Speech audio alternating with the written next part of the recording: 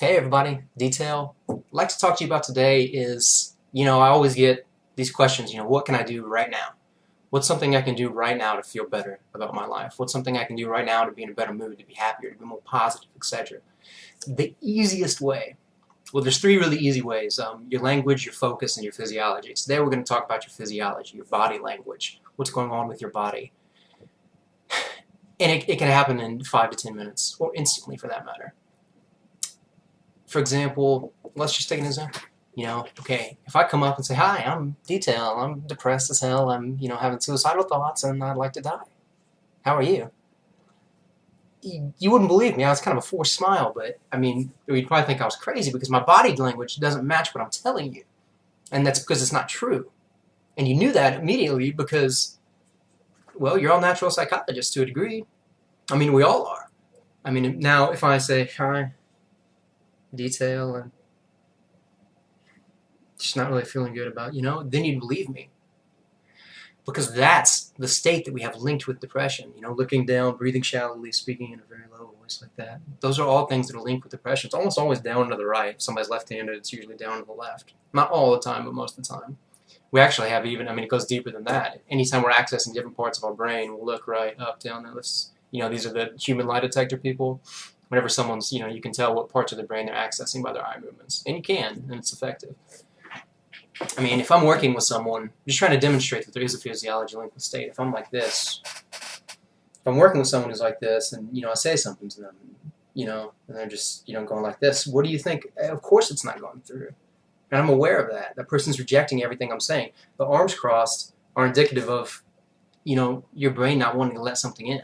They're not willing to assimilate what you're telling them. Assimilate meaning take information and fit it with what they already know, as opposed to accommodate, which means allowing new information in their lives. Neither here nor there, but you can tell what's going on inside of someone's head by their physiology.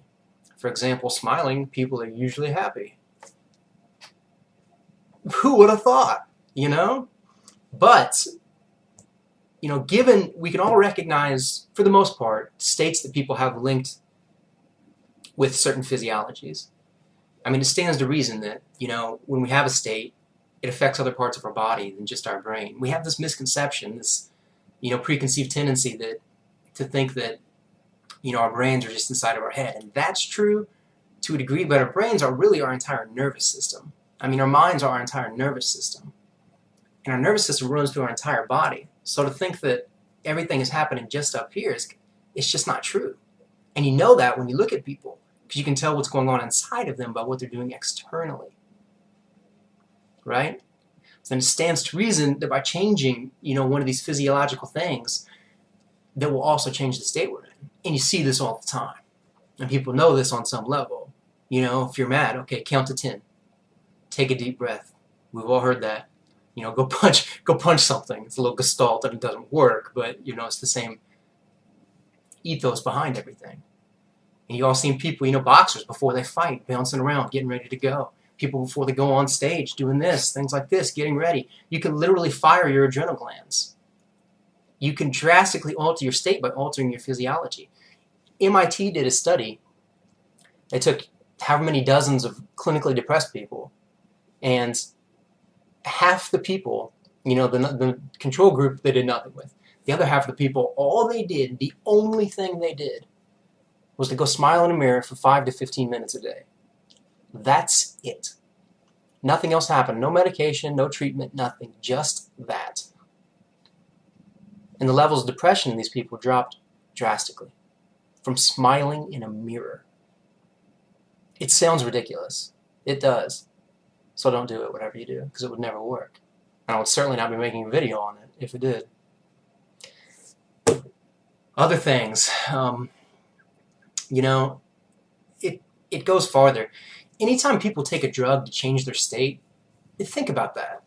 So we have this thing, this chemically engineered products or organic products or whatever that goes in and it works on our neuroreceptors and changes our state. But those neuroreceptors are already there. They're not being created, which means they're there to receive something. And it also stands to reason that anything that could be created that would work would have to be mimicking something that we could also do anyway. Does that make sense? A drug wouldn't work unless we could be in that state without it. So it's just a matter of getting there. Everybody's like, well, I need drugs to feel this way. I have to have this. I have to have Xanax. No. No, you don't. If you meditate, if you can get calm into that state, interesting, the postures for meditation, the double lotus, hands on crossed legs, spine like this, breathing deeply into your stomach, not into here, not into your stomach. When you breathe, it should be in your stomach. That's the quickest way to change anything. Just breathe 3 times deep into your stomach. Will alter your state. And as you do that, as people meditate, as they just sit there and breathe and focus on their breathing, that's what it is. That's really all it is, honestly, if we get down to it. Your brain begins to produce diazepam. It's a neurotransmitter, and it's marketed by Hoffman LaRoche as Xanax. It's the same thing. You can make your own, and you should, and the only reason things like Xanax work is because they're mimicking something you can do anyway. You're nervous or anxious. Jump around.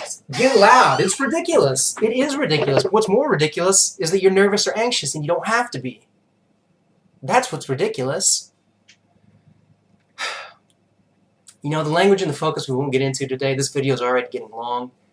Some more psychological studies, just interesting things to me. If you're having trouble thinking of a new idea, these things work, by the way. This is a study. This is what people study, and it's awesome. If you need to be more creative, literally, if you're talking to someone like this, literally doing this, sends a message to your subconscious to come up with more ideas, and you'll be more creative.